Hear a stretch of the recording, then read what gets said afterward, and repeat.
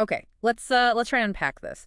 Imagine you're driving, right? In a car that's, well, it's pretty smart. It can handle some of the driving itself, maybe on a highway or something. Under certain conditions. Exactly. But, every now and then it needs you, the driver, to jump back in, take the wheel. So the big question is, how much should this car, this intelligence system really be telling you? And what happens what if the stuff it tells you isn't always accurate, Yeah. isn't reliable? Right. That interaction, that handoff, that's where it gets complicated, isn't it? It really is. It's not just about the tech driving. It's about how the human and the AI communicate. Precisely. And this deep dive, well, it's all about exploring that exact point, trying to find the sweet spot for how much info the car's AI should give you. And how that changes depending on how reliable that information actually is. Yeah. What's the best way for the AI to, make you a better, safer co-pilot in that situation? And we're digging into some really fascinating research here. A paper called When More is Less: Finding the Optimal Balance of Intelligent Agents Transparency in Level 3 Automated Vehicles. It's by Jing Zhang and Younghoon Jen from Virginia Tech, published in the International Journal of Human Computer Studies. And honestly, some of their findings, Yeah. well, they might surprise you. So our mission today is to pull out the key takeaways from this study, look at how they ran their experiment, understand these maybe unexpected results. And figure out what it all means for anyone who might, find themselves driving one of these cars in the future. Okay, so first off, let's make sure we're on the same page about the type of car we're discussing. This study focuses specifically on SAE Level 3 automated vehicles. Right, level 3. That's the conditionally automated one. So the car drives itself in specific situations. Like maybe highway cruising. But you, the driver, you absolutely have to be ready to take over when the system asks. You're the fallback. Exactly. And inside that car, there's what they call an in-vehicle intelligent agent, or IVA. Which is basically the AI system that talks to you. That's the one. It's the interface. And a really central idea in this paper is transparency. Okay, and transparency here doesn't mean, like, seeing the computer checks. It's about the interface making it clear. What the agent is doing, and crucially, why it's doing it. It's the AI explaining itself. Sort of part of that whole explainable AI field, XAI. Precisely. And they used a specific framework for this called the Situation Awareness-Based Agent Transparency Theory, or SAT theory, Okay. which kind of breaks down transparency into different levels of detail the agent could give you. So level 1, that's the bare minimum, right? Yeah. Just the basic plan or command. Yeah, like, please take over. That's just the what. Okay. Then level 2 adds the reasoning. Exactly. It adds the why. So please take over, because the front cameras detect an obstacle. Got it. The why. And then level 3. Level 3 adds the agent's predictions, future plan. So building on that, the estimated passing time is 20 seconds. It's the what's next. So the study compared those 3, just level 1, then level 1 plus 2, and finally level 1 plus 2 plus 3. Right. And alongside those transparency levels, the other big factor was reliability. How often the information was actually correct. Yes. They compared a high reliability agent, accurate about 83% of the time, with a low reliability one, which was only right about half the time, 50%. 50-50. That's basically a coin toss. Pretty much. And it's so important to remember, this isn't like some robot in a controlled factory. Driving is complex. Totally. You've got other cars, people, weather. It's unpredictable. You're monitoring the AI and the road. And if that AI information is wrong, or you misunderstand it, the safety implications are immediate. The stakes are just much higher than in many other human-AI interaction settings. Okay, so how do they actually test all this? They used a driving simulator for the experiment? Right, makes sense for safety. And they had, what, 48 participants? College students? Yep, 48 students, all with driver's licenses, and they used a 3x2 experimental design. Okay, break that down. 3x2 means 3 levels of transparency. L1 only, L1 plus L2, or L1 plus L2 plus L3. Each participant only experienced one of those levels. That was the between subjects part. You got assigned a chatty, medium, or quiet AI, basically. Ah, okay, so you didn't get to compare the different levels yourself. No, But within your assigned transparency level, you did experience driving scenarios with both the high reliability agent and the low reliability agent. That was the within subjects variable. Gotcha. So everyone saw both the trustworthy and the untrustworthy version of their assigned agent. Exactly. Lets you see how reliability affects things for a given amount of information. And they used like actual little robots in the simulator, NAO and Milo. Yeah, kind of a cool touch, but the actual communication, the transparency manipulation was all done through voice commands. Okay, so no complex visual displays to worry about. They figured voice might be less distracting. That was the reasoning, yeah. Yeah. Less cognitive load. And naturally, the more transparent the agent was supposed to be, the longer the voice message got. Makes sense. So what were they measuring? What were they looking for? A whole range of things. Subjectively, they asked people how they perceived the agent. Was it accurate, helpful?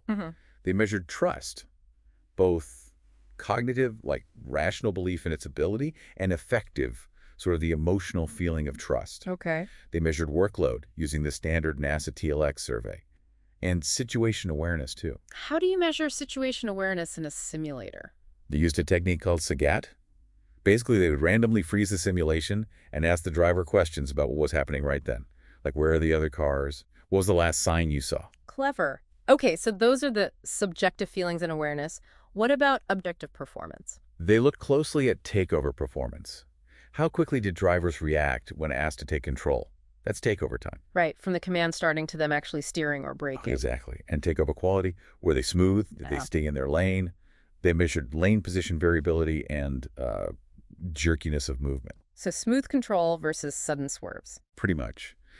And going in, they kind of expected, more transparency and higher reliability would probably be better overall. The standard assumption, yeah. But they were really interested in that interaction. Could providing more information maybe help offset the problems caused by an unreliable system? That was a key question. Okay, so let's get to the results. This is where it gets really interesting, right? Yeah. Did just adding more information, increasing transparency, make things better across the board? Well, interestingly, no. Not really for the subjective stuff. How people felt about the agent, their trust levels, their overall reported workload, even their situation awareness scores. Just increasing transparency from L1 to L1 plus L2 to L1 plus L2 plus L3 didn't show a significant main effect on its own. That is surprising. I would have thought getting more explanation, especially the why, would make people feel more confident or aware. You'd think so, but the data didn't directly support that as a standalone effect. However, transparency did have a significant impact on actual driving performance. Oh, okay. How so? Takeover time. Participants were significantly faster to take back control with the lowest transparency level, just the basic L1 takeover command. Faster with less information. Yes. Faster than with the medium L1 plus L2 or the high L1 plus L2 plus L3 transparency. Wow. Why would that be? Less to process. That's the likely explanation the researchers offered. More information, even if potentially useful, means a longer message and takes more time to mentally process, especially when you need to react quickly. That cognitive overhead delays the physical response. Okay, so the extra words actually slowed them down. What about the quality of the takeover? Was it smoother with more info? Actually, the opposite at the highest level. The L1 plus L2 plus L3 group, the ones getting their prediction 2, they performed worse on lane keeping, more weaving. And they had jerkier movements compared to the medium L1 plus L2 group. It seems like adding that level 3 prediction, the what's next, actually kind of interfered with their ability to smoothly and precisely take control right then and there. So too much information might be distracting you from the immediate task of just grabbing the wheel and stabilizing the car. It looks that way. More info wasn't better for reaction time or for control quality at the highest level. Okay, that's transparency on its own. Now what about reliability? Did making the agent less reliable, unsurprisingly, make things worse? Yes, reliability definitely had significant effects, as you'd expect. High reliability agents were naturally seen as much more accurate. Makes sense. But here's a weird one again. Participants perceived the low reliability agent as responding significantly faster. They thought the unreliable one was faster. Why? Yeah, it's counterintuitive. The researchers suggest a couple of possibilities. Maybe drivers quickly learned it was unreliable and just stopped paying close attention to the content of the message, focusing only on the fact that a takeover was needed. So the perceived interaction felt quicker. Or maybe?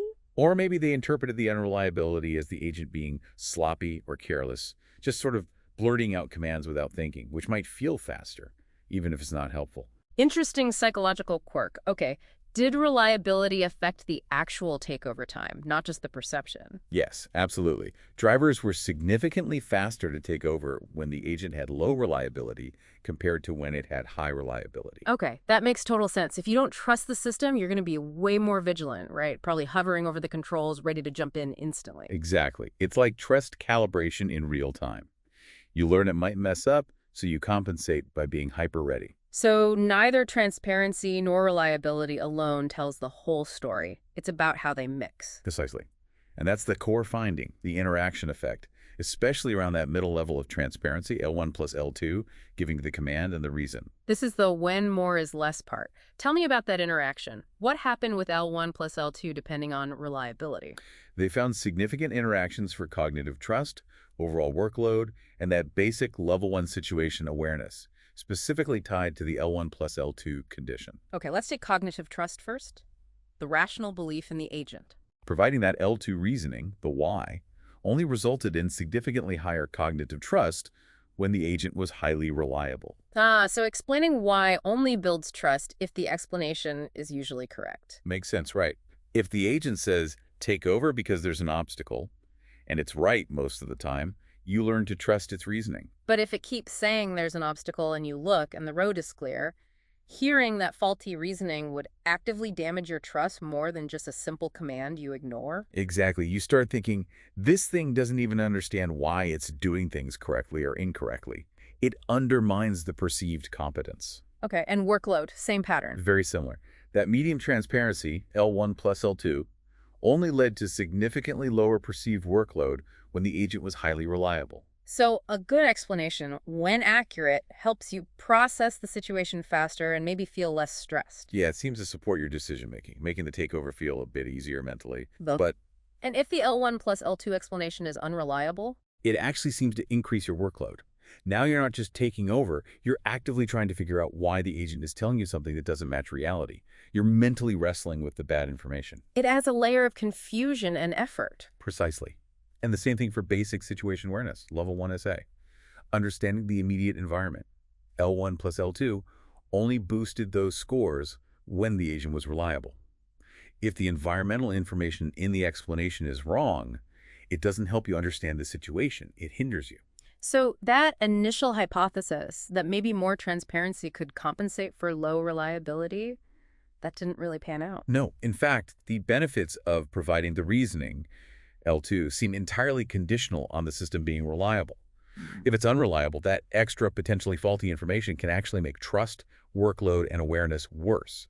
So pulling all this together, these findings give us some really important, maybe slightly non-obvious guidelines for designing these AI agents in cars. Guideline number 1 seems pretty clear. Watch out for information overload. Just dumping more data on the driver isn't always good and can actually be bad for performance. Right. Especially that level 3 prediction, what's next. While it seems helpful on the surface, it slowed reaction times and made driving jerkier in the study. So maybe focus on the why, level 2, but perhaps hold back on detailed future predictions during that critical takeover moment. That seems to be the implication, at least based on this setup. Keep the explanation concise and relevant to the immediate need, especially if reliability is high. Okay, and guideline 2. Transparency and reliability are joined at the hip. You can't design one without considering the other. Absolutely critical. The same level of transparency that L1 plus L2 providing the reason can be beneficial if the system is reliable, boosting trust, lowering workload, improving SA. But that exact same level can be actively detrimental if the system is unreliable, hurting trust, increasing workload, potentially confusing SA. Yeah, transparency helps drivers calibrate their trust. But if the information used for transparency is flawed, it actively misleads and makes a driving task harder, not easier. And guideline 3 is sort of a reminder about the study's specifics, right? They used voice. Yes, this was all auditory information. How these transparency levels and reliability issues play out with visual displays or maybe haptic feedback like steering wheel vibrations could be different. Voice might be less demanding in some ways, but maybe visuals are better for conveying certain kinds of spatial information, for example. Needs more research. Definitely. Exploring different modalities and how they interact with transparency and reliability is a key next step. And of course, we have to talk about the limitations. Like any study, This was done with college students. Right, young drivers. They might react faster, maybe have different attitudes towards technology or risk compared to, say, older drivers. And older drivers are a really important demographic for automated driving tech. So we need to see if these results hold up across different age groups and experience levels. Plus, it was a simulator. Always a factor. Simulators are invaluable for this kind of research, much safer. But they don't capture everything about real-world driving. Like the genuine feeling of risk. Does that change how you react to an unreliable system? Potentially, yes. The stakes feel different when it's real traffic, not pixels. So real-world validation studies are definitely needed. And they didn't look at really tough conditions, did they? Like driving at night or in bad weather? No, the study focused on clear conditions. Low visibility situations would add another layer of complexity. Imagine getting unreliable information when you can barely see the road markings. That could be particularly problematic. So when you boil it down, this deep dive really shows us it's a really delicate balance, this communication between the driver and the car's AI. It's not just about the AI being smart. It's about how smartly it communicates. And transparency, explaining itself is important, but just adding more words isn't the answer. Sometimes less is more, especially if it slows you down. And critically, the value of explaining why hinges completely on whether that explanation is trustworthy. If the system's unreliable, explaining its flawed reasoning can actually backfire. Which leaves us with a pretty big design challenge, doesn't it? It makes you wonder, how can future systems be designed to not just explain why they're doing something, but maybe also give some sense of how confident they are in that reason? Like dynamic transparency, adapting the level of detail based on the system's own real-time certainty. Yeah, maybe if it's highly confident, it gives you the L1 plus L2. If it's less sure, maybe it just gives the basic L1 command to avoid potentially misleading you with a shaky explanation. That's a really interesting thought. Designing systems that communicate their own uncertainty, that could be a whole new frontier. Definitely something to chew on the next time you imagine your car talking to you about the road ahead.